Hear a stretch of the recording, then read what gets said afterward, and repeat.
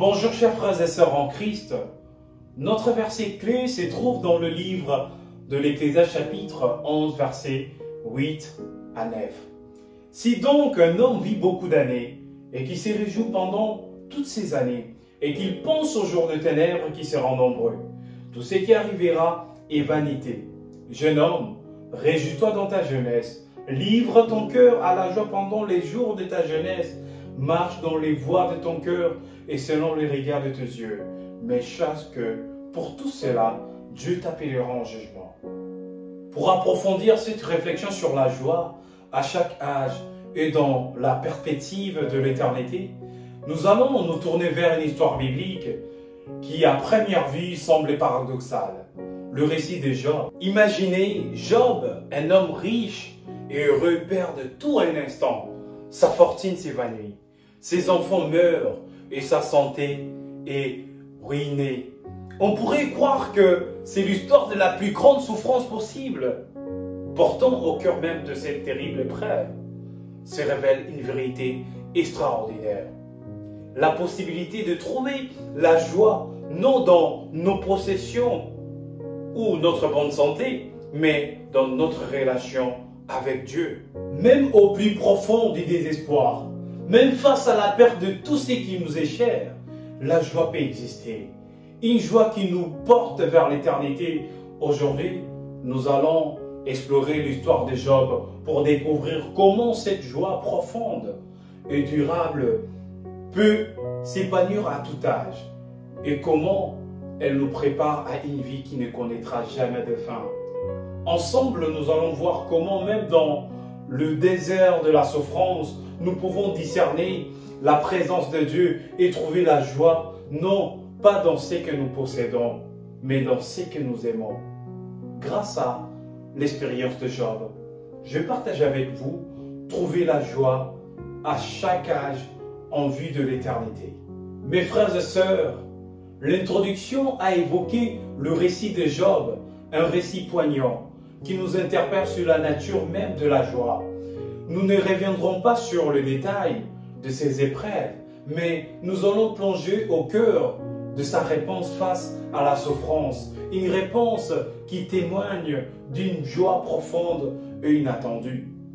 Analysons quelques passages clés. Lisons dans Job chapitre 1 verset 21. Prenons nos Bibles pour lire dans le livre de Job chapitre 1 verset 21. Et dit: je suis sorti nu du sang de ma mère, et nu je retournerai dans le sang de la terre. L'Éternel a donné et l'Éternel a ôté, que le nom de l'Éternel soit béni. Ce verset prononcé après la perte de tout ce qu'il possédait est une déclaration saisissante. Ce n'est pas une résignation amère, mais une reconnaissance de la souveraineté divine. Job accepte la volonté de Dieu. Même dans la douleur, il trouve dans cette acceptation une source de paix et de joie inespérée.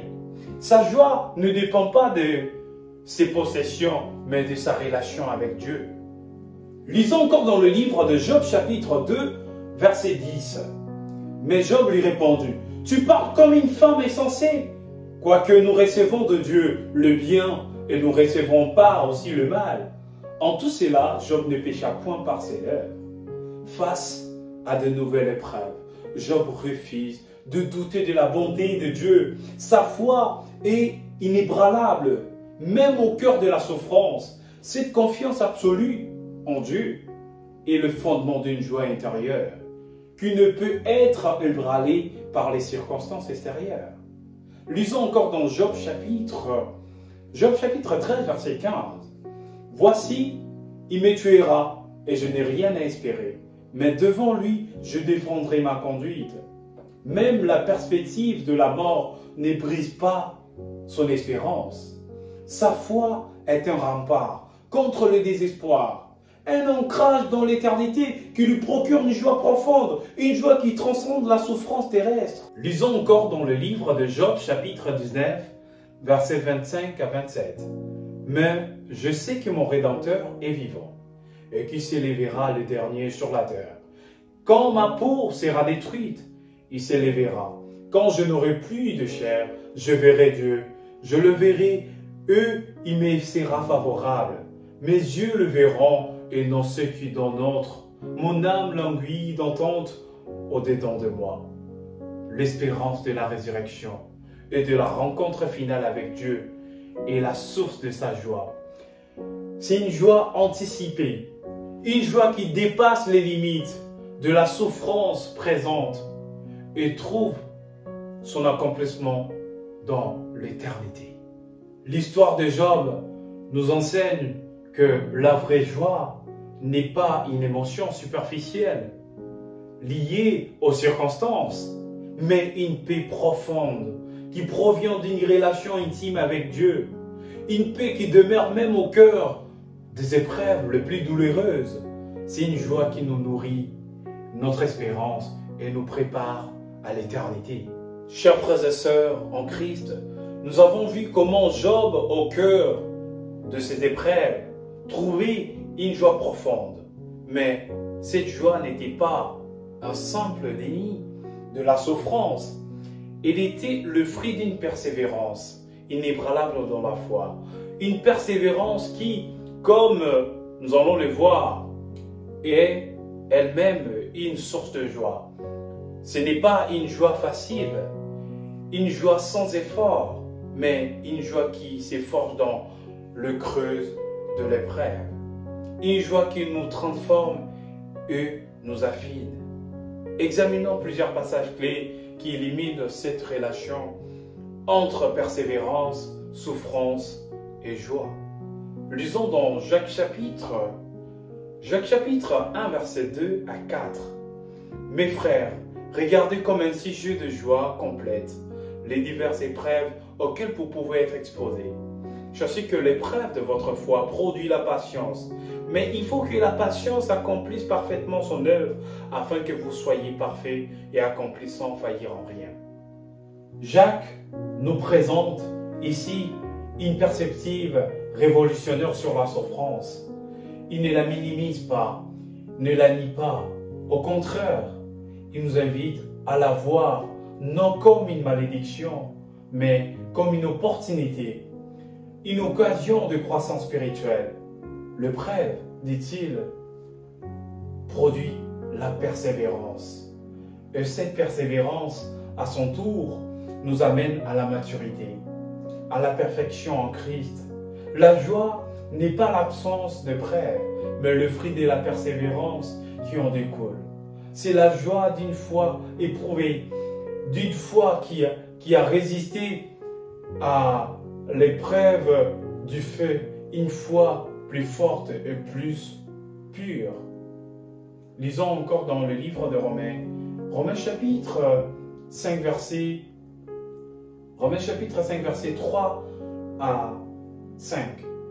Bien plus, nous nous glorifions même des afflictions, sachant que l'affliction produit la persévérance. La persévérance, la victoire dans l'épreuve, et cette victoire, l'espérance. Or, l'espérance ne trompe point, parce que l'amour de Dieu est répandu dans nos cœurs et par le Saint-Esprit qui nous a été donné. Paul va encore plus loin. Il ne se contente pas d'accepter la souffrance. Il s'en glorifie. Pourquoi? Parce qu'il voit le processus de sanctification à l'œuvre. Un processus où la souffrance, l'affliction est le catalyseur d'une chaîne vertueuse. Persévérance, vertu, espérance. L'espérance, fruit de cette persévérance, est une espérance certaine, car elle est ancrée dans l'amour de Dieu, répandue en nos cœurs par l'Esprit Saint. La joie ici est la joie de la certitude, la joie d'une espérance qui ne déçoit pas. Lisons encore dans le livre de 2 Corinthiens chapitre 4, versets 17 à 18. Prenons nos Bibles pour lire dans le livre de 2 Corinthiens chapitre 4, versets 17 à 18. Car nos légères afflictions du moment présent produisent pour nous, au-delà de toute mesure, un poids éternel de gloire, parce que nous regardons non point aux choses visibles, mais à celles qui sont invisibles. Car les choses visibles sont passagères et les invisibles sont éternelles. Paul nous rappelle la perspective éternelle, nos souffrances, aussi intenses soient-elles, sont temporaires, éphémères. Elles sont insignifiantes comparées à la gloire éternelle qui nous attend. C'est cette vision de l'éternité, cette compréhension de la nature transitoire de nos épreuves qui nous permet de les endurer avec joie, avec persévérance, sachant que la récompense dépasse toute mesure. Prenons nos Bibles encore pour lire dans le livre de Hébreux, chapitre 12, verset 2. Lisons dans le livre de Hébreux, chapitre 12, verset 2.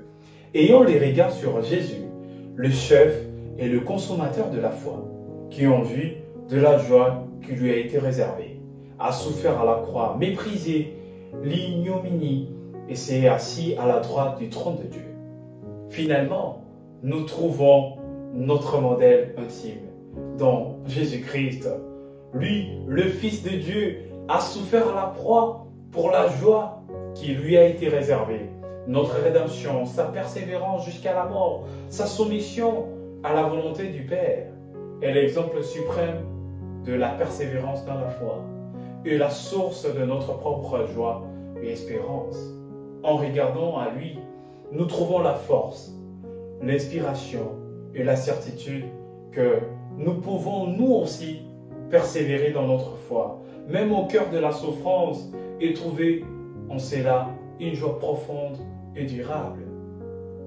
La persévérance dans la foi, loin d'être une lourde obligation et une voie royale vers la joie, c'est une joie qui s'efforge dans l'épreuve, une joie qui nous transforme, une joie qui nous unit à Christ et nous prépare à la gloire éternelle. Mes chers frères et sœurs, les Écritures nous appellent à la joie. Et cette exhortation, surtout cette partie, résonne particulièrement fort pour la jeunesse, pour nous les jeunes.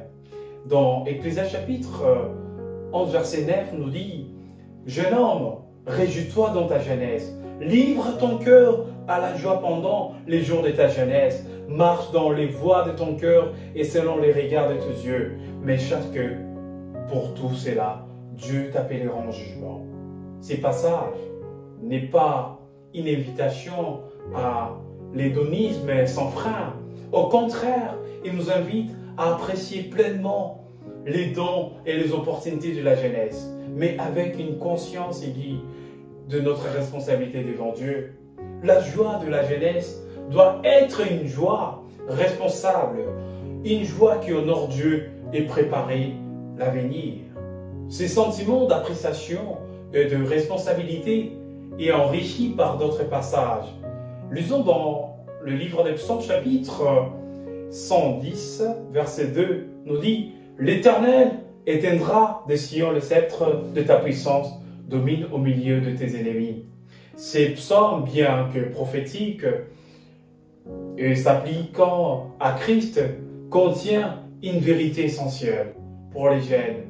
Dieu nous donne des dons, des talents, des forces. La jeunesse est le moment idéal pour les développer et les utiliser au service de Dieu.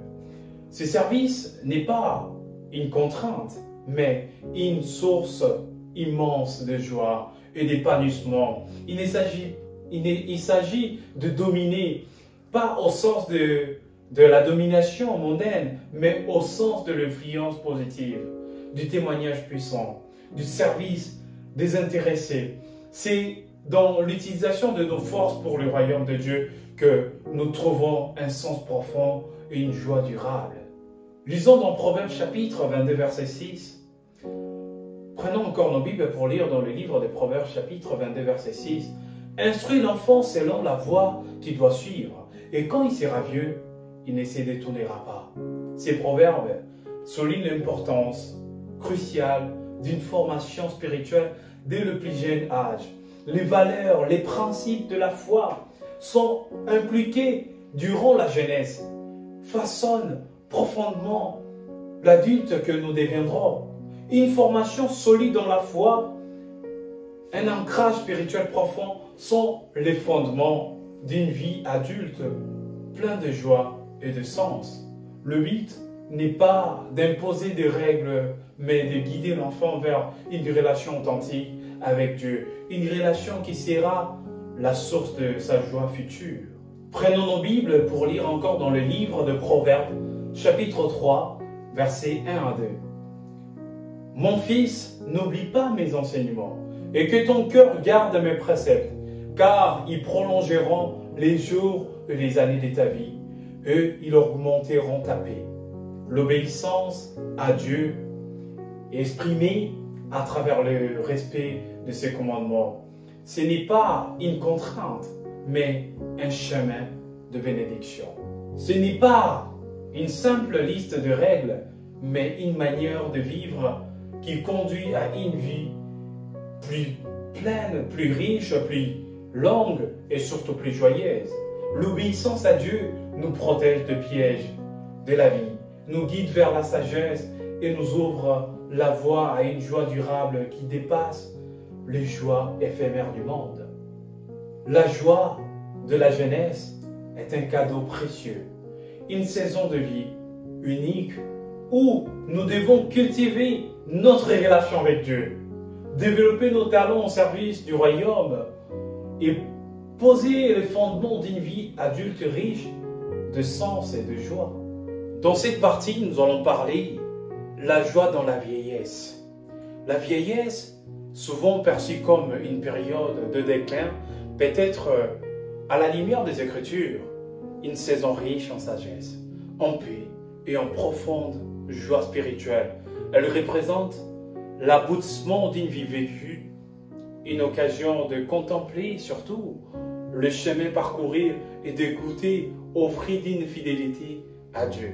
Analysons quelques passages qui illuminent cette perspective. Dans Psaume chapitre 71, verset 9, nous dit « Ne me rejette pas au temps de la vieillesse, quand mes forces s'en vont, ne m'abandonne pas. » Ce n'est pas une expression de peur ou de désespoir, mais une prière empreinte de confiance. Job exprime sa dépendance totale envers Dieu, reconnaissant sa faiblesse physique, mais affirmant sa foi inébranlable en l'amour et le soutien indéfectible de Dieu, même dans la fragilité de la vieillesse. La joie ici réside dans l'assurance de la présence continue de Dieu. Une présence qui transcende la faiblesse physique et apporte une paix profonde. C'est la joie d'une relation ininterrompue, une relation qui s'approfondit avec le temps. Prenons nos Bibles pour lire encore dans le livre des Psaumes, chapitre 92, versets 12 à 15. Les justes croissent comme le palmier, ils s'élèvent comme le cèdre du Liban, plantés dans la maison de l'Éternel. Ils prospèrent dans les parvis de notre Dieu. Ils portent encore des fruits dans la vieillesse. Ils se sont pleins de sève et verdoyants pour faire connaître que l'Éternel est juste. Il est mon rocher et il n'y a point en lui d'iniquité. Ce passage utilise des images puissantes de la nature pour illustrer la croissance spirituelle continue du juste, même dans la vieillesse. Le palmier et le cèdre, symbole de force et de longévité, représentent la vie spirituelle qui continue de prospérer, de porter du fruit et de témoigner de la fidélité de Dieu. La joie ici est la joie de la croissance continue, la joie de la fécondité spirituelle, la joie de l'héritage spirituel transmis aux générations suivantes. Dans Psaume chapitre 103, verset 17, nous dit, lisons dans Psaume chapitre 103, verset 17, « Mais la bonté de l'Éternel dure à jamais pour ceux qui le craignent, et sa miséricorde pour les enfants de leurs enfants. » Ces versets offrent une assurance réconfortante. L'amour et la fidélité de Dieu ne connaissent pas de limites. Ils persistent à travers les générations et transpercent les âges de la vie. La joie ici est la joie de la certitude. La joie de savoir que l'amour de Dieu est une constante. un roc inébranlable sur lequel s'appuie, peu importe les épreuves et les années qui passent. C'est la joie de l'espérance, l'assurance d'un amour éternel qui ne faiblit jamais. Lisons encore dans les livres de Timothée, chapitre 4, versets 7 à 8. Lisons dans le livre de Timothée chapitre 4, versets 7 à 8, nous dit « J'ai combattu le bon combat, j'ai achevé la course, j'ai gardé la foi. Désormais, la couronne de justice m'est réservée. Le Seigneur, le juste juge, me la donnera dans ces jours-là. Et non seulement à moi, mais encore à tous ceux qui auront aimé son avènement. » Ce passage, une déclaration de Paul à la fin de sa vie, respire une joie profonde et une paix sereine. Il ne regrette rien. Il a accompli sa mission. Il a gardé la foi. La joie ici est la joie de l'accomplissement, la joie de la perspective de la récompense éternelle, la joie d'une vie pleinement vécue au service de Dieu. C'est une joie anticipée, une joie qui transcende la mort et trouve son accomplissement dans l'éternité. La joie dans la vieillesse n'est pas l'absence de difficultés physiques ou de défis, mais une joie profonde qui provient d'une relation intime avec Dieu. Une joie nourrie par la sagesse acquise au fil des ans. Une joie ancrée dans l'espérance de l'éternité et l'assurance de l'amour inconditionnel de Dieu. Pour conclure, nous avons exploré la nature profonde et durable de la joie chrétienne telle qu'elle est révélée à travers les Écritures. Pour conclure, nous avons exploré la nature profonde et durable de la joie chrétienne telle qu'elle est révélée à travers les Écritures. Nous avons vu comment cette joie transcende les circonstances, se manifestant dans la persévérance de Job face à l'adversité, dans l'épanouissement responsable de la jeunesse et dans la paix sereine de la vieillesse. Cette joie n'est pas une émotion superficielle ou fugace, mais un fruit de la foi, un don de Dieu qui nourrit notre espérance et nous prépare à l'éternité. Comme le souligne le livre La vie sanctifiée, à la page 49, paragraphes 2 et 3. On nous dit, à certains moments, un sentiment profond de notre indignité fera passer une friction de terreur dans notre âme. Mais il n'y aura aucune évidence que Dieu a changé à notre égard ou que nous avons changé à son égard. Aucun effort ne devrait être fait pour maintenir l'esprit dans une certaine intensité d'émotion. Nous pouvons ne pas ressentir aujourd'hui la paix et la joie que nous avons ressentie hier, mais nous devons par la foi saisir la main du Christ et lui faire aussi pleinement confiance dans les ténèbres que dans la lumière. Il est normal de connaître des variations dans nos émotions spirituelles, des moments de doute et d'un sentiment d'indignité peuvent survenir, mais cela ne signifie pas un changement dans la relation avec Dieu. La clé réside dans la foi, saisir la main du Christ et lui faire confiance, lui faire aussi pleinement confiance dans les ténèbres que dans la lumière.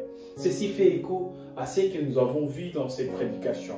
La joie chrétienne est ancrée dans une confiance inébranlable en Dieu, une confiance qui demeure même lorsque les émotions fluctuent.